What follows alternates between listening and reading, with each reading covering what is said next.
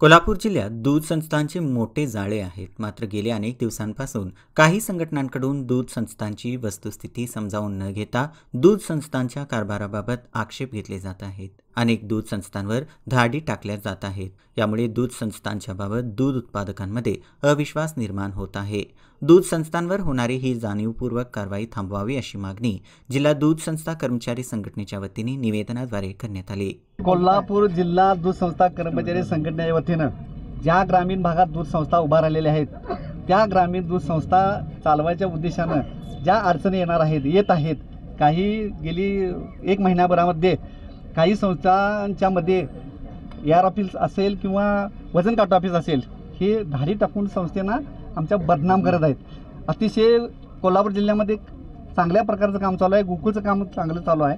असं असताना सुद्धा काहीतरी त्रुटी दाखवून काहीतरी वेगळ्या उद्देशानं उत्पादकांची कोणतीही तक्रार नसताना कुठली तरी संघटना येऊन जर तक्रार करून संस्थेवर आमच्या बदनाम करत आहेत. म्हणून आम्ही आज AR ऑफिस असेल आणि तसेच वजन काटा ऑफिस जे आहे यामध्ये आम्ही निवेदन द्यायला लागलो आहे.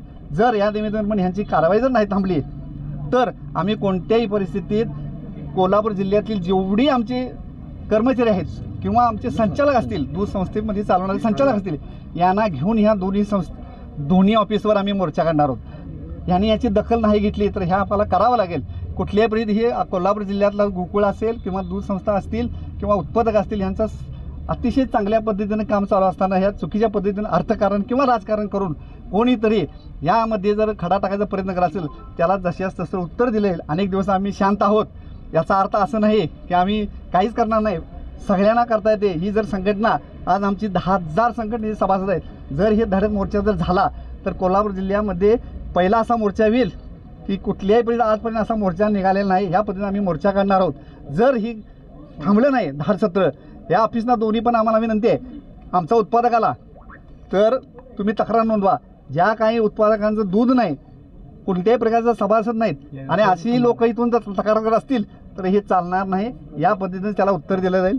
या बाबतीत या सदर संस्थेनं आम्ही आमच्या संघटने वतीनं असेल गोकुळ मार्फत असेल आपण त्यांना सूचना देऊ आणि त्यांना कामाच्या सुधारणामध्ये सुधारणा करावी अशा आपण त्यांना आम्ही सूचना देऊ. सुधारणा होईल याची आम्ही सुद्धा दक्षता घेऊ. AR बिल घेणार आहे, आम्ही सुद्धा घेणार. गोकुळ मार्फत सुद्धा अशा संस्थेवर आपण जाऊन त्यांना मार्गदर्शन करू आणि त्यांना सांगायचा प्रयत्न करू. कोणत्याही प्रकारचा अशी वेगळ्या पद्धतीने चालत असेल तर आम्ही त्यांना नक्कीच प्रयत्न करू. तक्रारीमध्ये तथ्य आहे का ह्याची शहानिशा करावी, खात्री करावी. संघ करेल किंवा सुपरवायझर करतील किंवा आम्ही संघटना म्हणून करू. जर त्यामध्ये काय वाटत असेल तर आम्ही सुद्धा निवेदनमध्ये म्हटलं आहे की त्याला काहीतरी संधी देऊया आणि ती जर सुधारणा नाही झाली तर आम्ही सुद्धा त्याला कारवाई करायला आमची हरकत नाही. दूध संस्थेत त्या संघटना येतात. संघटनेला कोणत्याही प्रकारचा याचा अधिकार नाही. आपले गोकुळचा अधिकारी असतील, AR ऑफिस असेल किंवा वजन काटा ऑफिस असेल याने आमच्या संस्थेमध्ये याला कोणतीही हरकत असणार नाही. त्याने यावर त्यांना आम्हाला सहकार्य करावं, आम्ही त्यांना सहकार्य करू.